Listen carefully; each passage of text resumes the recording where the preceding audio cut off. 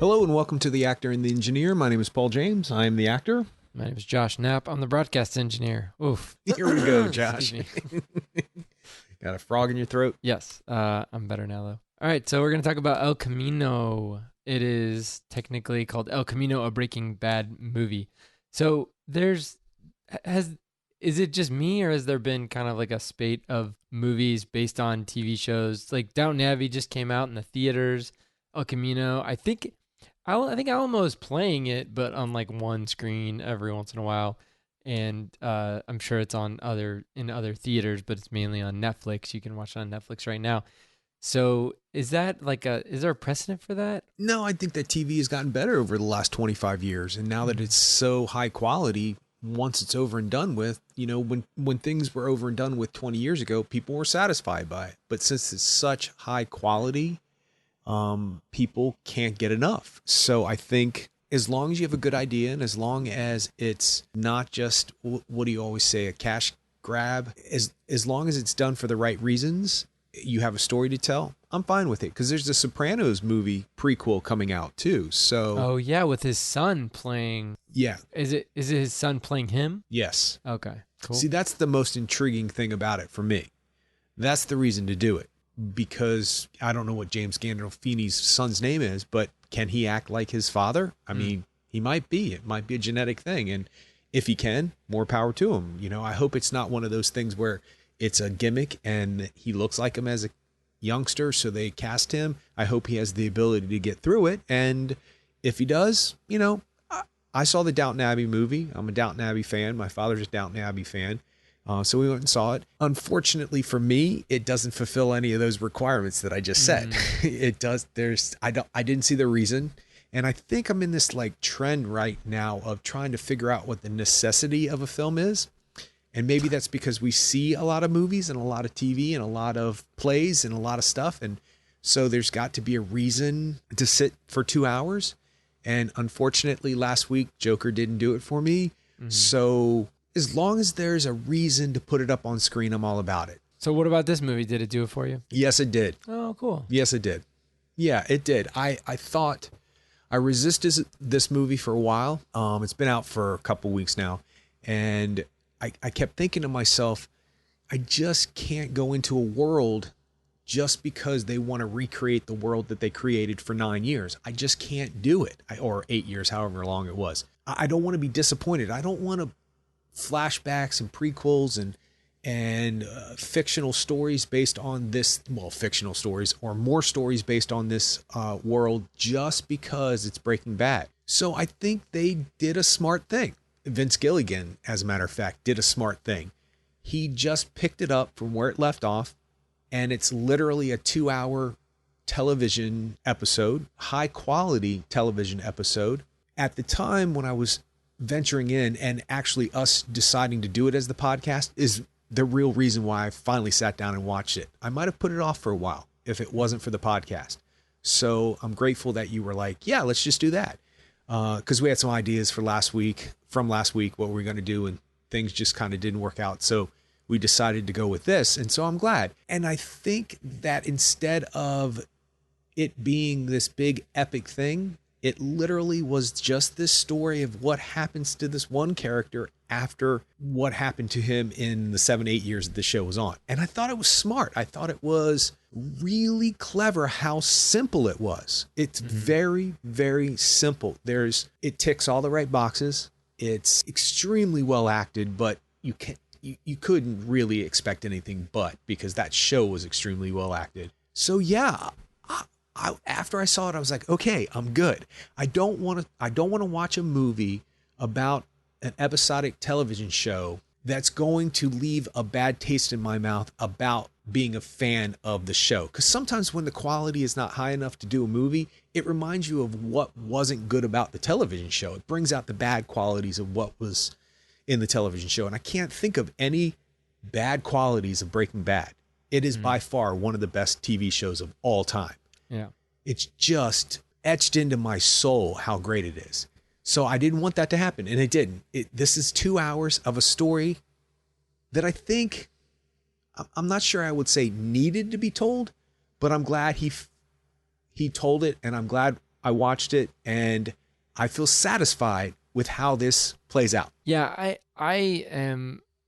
I think that the main issue I have with this is that they call it a Breaking Bad movie. I wish when just like you saying that it's just a 2 hour long episode of Breaking Bad, that kind of like unlocked something in my head that said, yeah, that's what it is. Like it's not a movie because there's too many things that are inherently necessary for the viewer to understand and to recognize to really get this movie fully, I think. Do you disagree? I did make a little bit of a face. First of all, the show was on for 6 years, just to clarify that. Second of all, I think that because at first I was like, what did Robert Forster do in the show? I couldn't remember what he did. I was like, what did Jesse Plemons do in Was the this show? his last performance, Robert Forster? I think so. Oh, wow. I think so. It's good, yeah, but I think so. Dang. Yeah. It's crazy. Yeah, I know. It's good that I kind of think it's good that it's this. Yeah. You know, it was really good to see him, and he's really good in it. I mean, he does what he does, and he did what he did on the show. Yeah, and he's just one of the top notch subtlety actors. You know, people who never really have these great cry moments or over top scream moments, and I think that's harder to do. We've talked about this a million times before. Yeah. But the point to it is that I wasn't really remembering things from the show that were in the movie, and they did a great way of explaining and bringing it back to saying, hey, remember this? And if I had never seen the television show, I think I would have been able to understand, because until what happens at the very end, you don't know what is Robert Forster's character's name. You don't know Ed. You don't know the man. You're the man. You're that guy. Yeah, so great. I'm 96% sure is what he says. That's so great. You don't really know what he's going to do for Jesse until the end of the movie. And so I understand how you could say that if you've never seen the TV show, it might be a little bit confusing to you, but not really, because when you see the cage guy, you know, he has a vested interest in the actual movie. There's a character point to that guy, the welder, being in the movie as well as being in the TV show. And instead of going back and showing us stuff from the TV show, they recreated scenes and like what happened as a scene ended in the TV show, it progressed in the movie. Yeah. That's how they did the flashbacks. So I thought that was quite brilliant. And I thought that if I wasn't really understanding it as a non-Breaking Bad watcher, I think I could have gotten it all just by watching the movie. Would I have understood certain characters' significance in the movie versus in the TV show? No, because you just can't get all that. You don't know certain characters' depth from this movie. But overall, the way that they placed him in and the way that they utilized him and the way that they flash back, I thought it was pretty good. Yeah. So I'm not so sure you couldn't really get it. I don't know. There's certain things like Mike Ehrmantraut. I mean, that character, it just kind of comes out of nowhere in a lot of ways. There's some characters that kind of come, well, the Kristen Ritter character, I'm glad we got to see them, but they just kind of come out of nowhere. But you get their interaction with him, and they are whole interactions within the movie, and I get that. But for me at least, like seeing this as an episode or an epilogue of Jesse Pinkman's character in the Breaking Bad story it was really nice. But I was constantly trying to kind of evaluate this against like the other movies that we saw there, that we've seen this year, that I've seen this year. And it's hard to do that, one for one. So, but the best thing I can say about this movie, the really amazing part about this movie is the performances. And I know that Aaron Paul has won multiple Emmys for his performance as Jesse Pinkman, but I do think that the people that really shine in this film are the kind of side characters, or Robert Forster's character Ed, and even just the single scene that Jonathan Banks has as Mike Ehrmantraut. It was great to see him again. I hope I'm not spoiling anything, but Bryan Cranston comes back for a scene. We do get to see Kristen Ritter, but and then we also get to spend a good amount of time with the character with Todd, the character played by Jesse Plemons, and those performances, especially the Jesse Plemons performance and the Robert Forster performance, there's something about their performances that you just can't.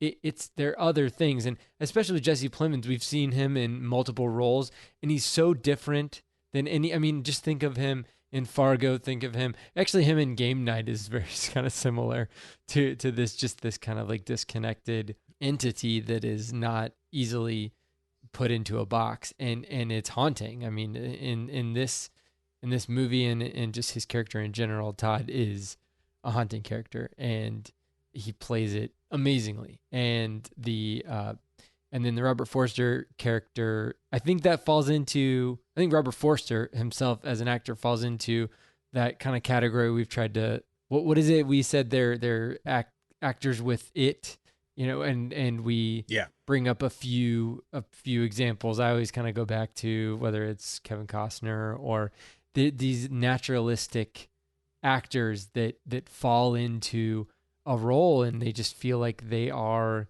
that, and they can be different. They can play different roles, but each role they play, they feel like they are authentic and genuine, and there's no hint of them being anything else. It's like, Robert Forster plays this guy in this movie that you can see him being that his whole life, and not being one of the main characters from Jackie Brown or many of the other character actor roles he's played in his career. And so I just love watching those actors, and so it sucks that Robert Forster's gone, but you're right, this was a pretty good role for him to, if in fact this is his last role, for him to leave on. So that was the highlights for me, but it was also nice to, I guess, see other different characters. But I don't know, I kind of liked the end of Breaking Bad. We haven't really gotten into spoilers yet, but I kind of liked the kind of open-ended end of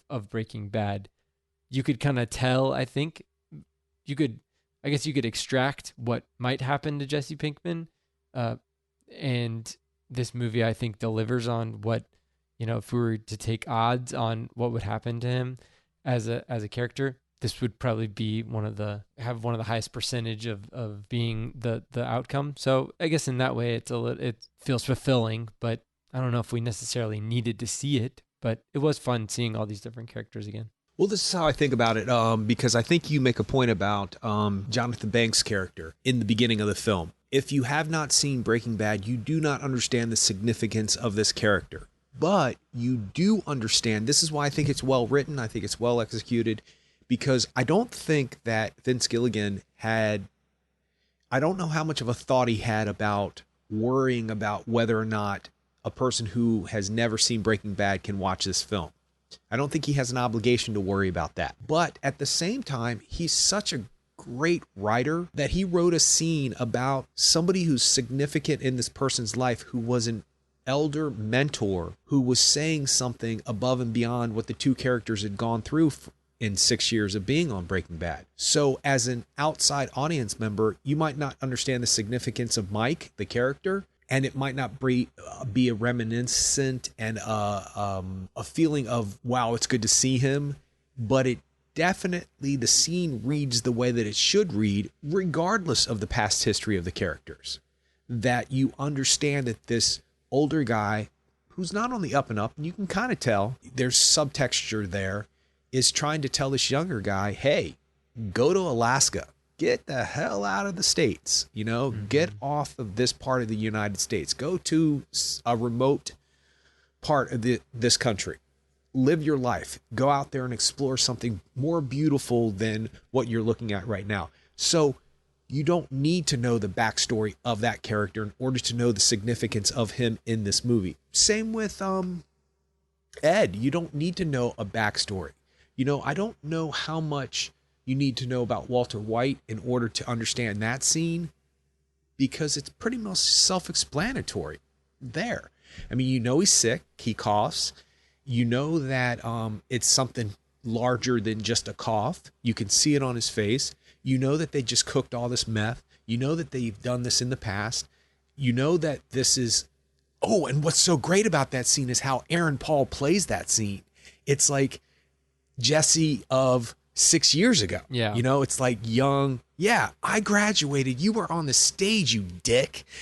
It's so something Jesse would say back then. It's just perfect. And to contrast with that, with who he is now, is amazing. He's man of little words now, you know, like he would never speak that way now. So you get the point of these scenes without having the knowledge of where these characters came from.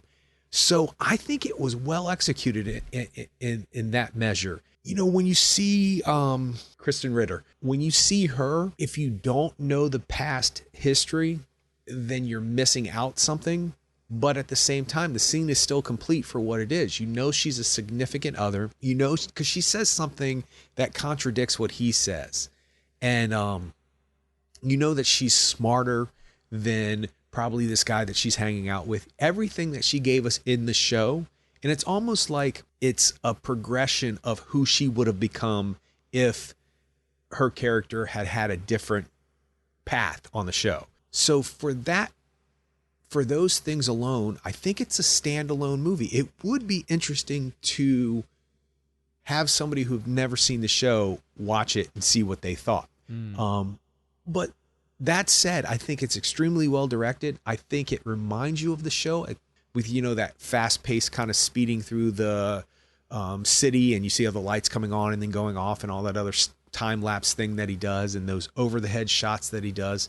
I think that there's enough here to say this is worth a 2-hour experience in the movies. Yeah, there's some amazing shots, especially when Todd takes him out to the desert to bury a particular body. I don't want to give out too many spoilers, but you know, to bury a body, which is extremely difficult for Jesse, and that's also kind of the beginning of the El Camino part.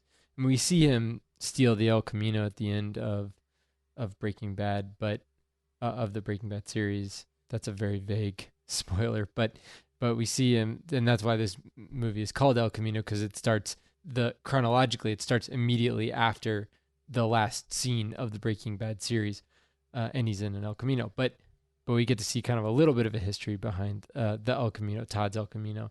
So that shot right there with, I don't know what they are, these like little buttes. They look like little, I don't know, pimples or something, like on the terrain, and it's like this huge wide shot, and they're so small. The car and the two characters are so small, and they're breathtaking views, and that's, I guess, why you would shoot outside of Albuquerque, New Mexico, because you can get those kinds of shots. But yeah, I do think the cinematography was great, especially in the scenes at the end, and so yeah, it's I mean, there's a lot of good things about this. The writing is strong, and I think that the reason why the characters come across as so authentic is because of the writing, is due to the writing, and also the performances. But if you are missing one of those two, then it's really an uphill battle for either one to really shine. I kind of wish that he would have made a mini series, or I don't know. I watched the first couple episodes of Better Call Saul, and they were good, but it wasn't enough to hook me in. But a lot of the people I've talked to who've been in on Better Call Saul say some people said it's better than Breaking Bad, but that seems difficult to me. But I don't know. It would have been interesting to kind of, maybe it'll be interesting to see what they do going forward. Do they drop in on other characters throughout this in this universe, or can Vince Gilligan move forward and move on in his creative endeavors? What's he been doing since then? I think Better Call Saul. So that probably takes up a good chunk of his time, huh? That and hanging out and spending some of his Breaking Bad money. Yeah, Better Call Saul. It's been pretty consistently Better Call Saul. Well, and then he did another show for a season called Battle Creek, but I didn't see any of those. Yeah, I'll eventually catch up with Better Call Saul, because it's just one of those things I'm a little resistant to because of my love for Breaking Bad. And, so I can't say whether or not I think it's better or it's worthy of anything. I'm sure I'll eventually take the plunge and go down the rabbit hole and be blown away by it, because everybody I know who speaks highly of Breaking Bad does the same of Better Call Saul. But I want to go back to some of the acting really quick. Was Jesse Plemons on our podcast about actors who disappear? Because he's a different weight, he's a different size, he's a different everything in everything I've ever seen him in. It's almost unnerving what he does. I just want to make that point because it's sort of similar to what he does in Game Night, but not really, because in Game Night he seems menacing. He seems off kilter. Yeah. In this, he just seems like a really nice guy who's just in a circumstances where he's just been raised by his uncle, who he repeatedly makes reference about. Well, Uncle so-and-so says this should happen. It's almost like his religion. He was raised this religion and now he doesn't know anything better. But yet he's genuinely a nice guy who does horrific things because they have to be done, in his opinion, without giving that one spoiler away, which is how we realize the El Camino comes into play to begin with, which I thought was quite brilliant. That they give a car a backstory, and when they give a car a backstory, they give other characters a backstory too, and you are consistently reminded that these kind of, finger quotes, surprises happened on the show all the time. And the surprises were always just detrimental and just horrific. And you're like, what is happening? And when Jesse turns the corner, when he comes into his apartment, before you see what he sees, it's not good, because it puts him right back to where he's traumatized again. And, this guy's got, PST, what is it? Post-traumatic stress disorder. He's got everything. Yes, thank you. He's obviously got some kind of Stockholm syndrome going on, because he gives the one character the gun back, the Jesse Plemons character. I mean, why would he do that? But it's been well documented that people who have been kidnapped will do things like that because that's the safer bet. But just his ability to stay calm in that situation is, I don't know. It's this like disconnect. It's like he unplugged half of his brain or something, and he's just going through life with all of these types of emotions that normal people would have.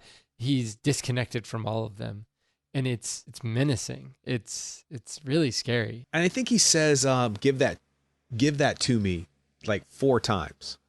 And from an actor's point of view, having to repeat yourself with the exact same lines over and over again, unless it's purposely the same read or delivery every time, is really difficult to do. It's just really hard. And maybe because Jesse Plemons is a working actor and he's a professional actor, it comes a little bit easier to him. But for me, those kind of things stick in my head, because I think, wow, he had to say that 4 separate times exactly the same way, but for the same purpose, but for different purposes each time as he gets closer to the other character that could take him out. It's amazing stuff.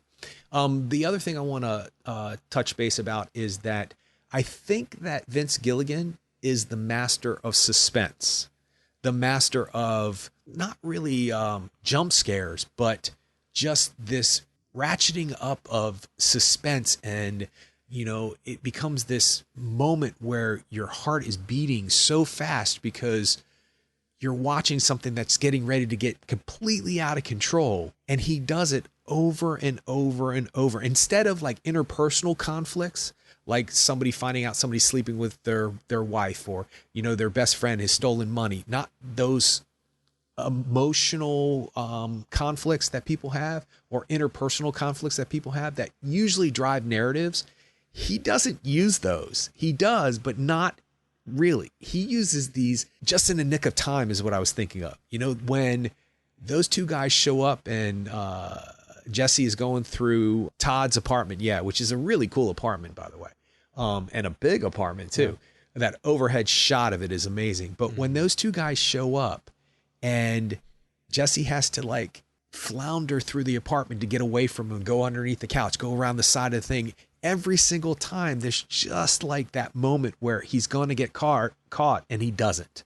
And he consistently does that throughout this entire movie. And it's heart-wrenching. It's just amazing because first of all, you never get cynical about like, oh, okay, that would never happen in reality. This is just a TV movie. This would never happen because it's played so realistic that you're like, dude, don't get up. Don't, no, not now. No. Oh, go. And you're actually like talking to the screen about what this character should be doing. And halfway through it, I was like, I'm talking to the movie. What's happening here? Like normally I don't do those kind of things, but there's so much suspense and I figured it out.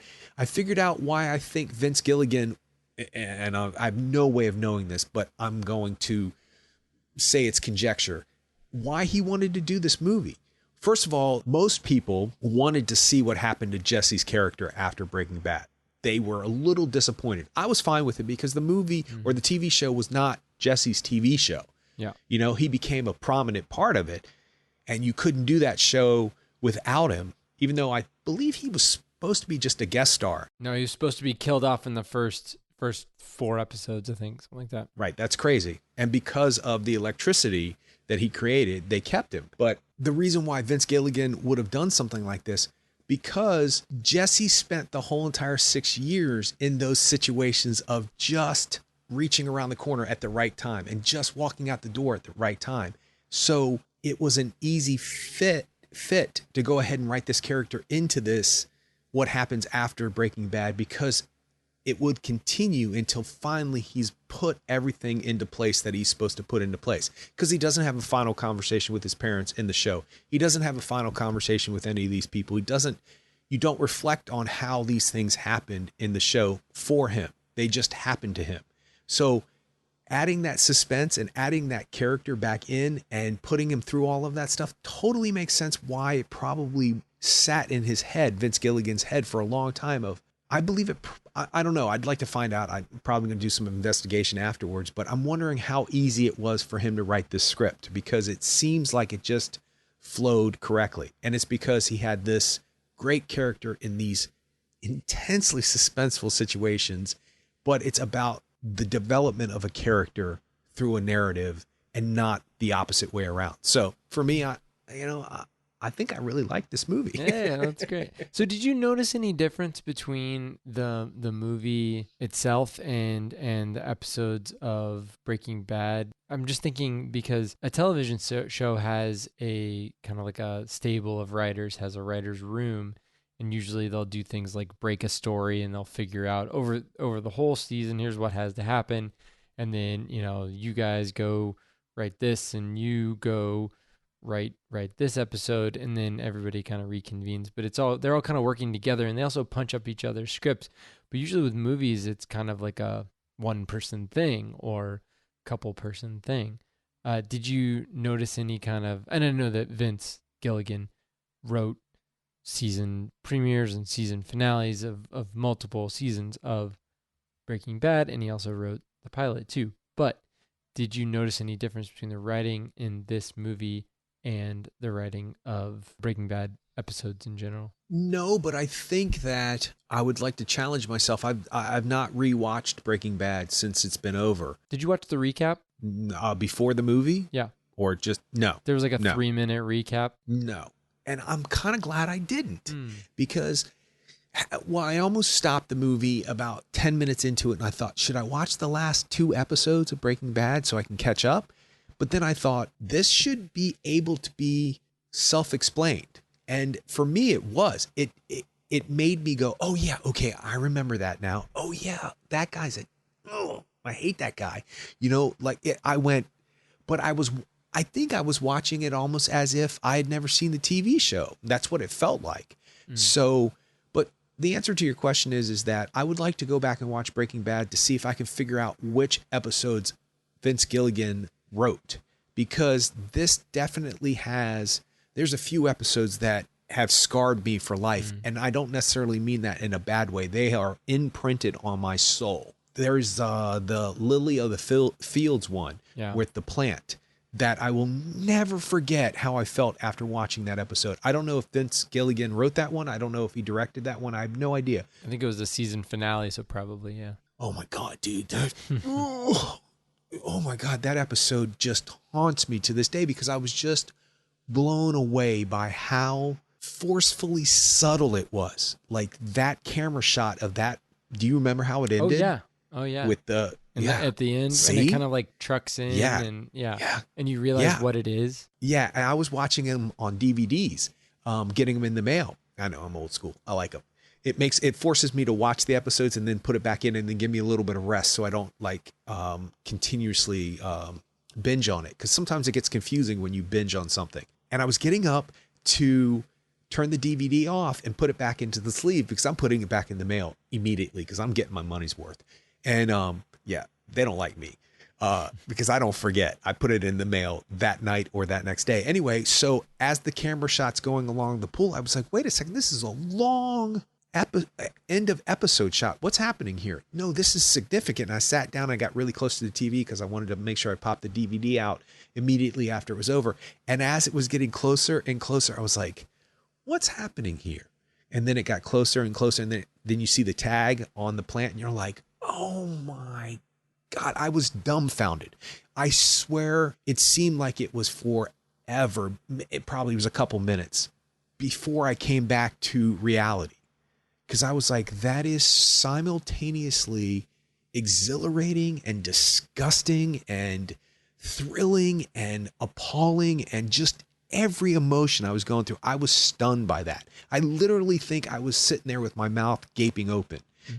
Not to exaggerate the situation, it was mind-blowing. So the point to all that is that I'd like to see what episodes I could figure out that Vince Gilligan wrote and directed based on El Camino, but nothing in El Camino stuck out as not in this universe. Mm-hmm. Everything felt like it belonged, and the writing was impeccable, and the situations were impeccable, but that's because of the writing. So do you feel like this, there's still something I'm kind of working through with this movie, because I feel like the movie, it's obviously comprised of multiple scenes, Jesse Pinkman being the main character in almost all of them. In all of them, I think he might even be in every scene, but or be involved in every scene. So I'm just trying to figure out. There are certain scenes, the scenes with Ed close to the end of the movie, and the Todd scenes are, I think, are kind of like a cut above. The Mike Ehrmantraut scene at the beginning is great. The very quick Kristen Ritter scene, and obviously, I mean, it seems like there are scenes that are so well written and so well acted that they are elevated above other scenes in the movie. And so I don't know, I'm still trying to figure out if there might be another way to experience this story that would be a little bit more even. It seemed uneven to me. It seemed like there were great scenes and then just like okay scenes, or just kind of more like throwaway scenes. Okay, so give me an example of a great scene and give me an example of a throwaway scene. Yeah, so I mean the 911 call scene close to the end at Ed's vacuum shop. That's a great scene. Yeah, great. It's a great scene. Great. And I mean, so Jesse.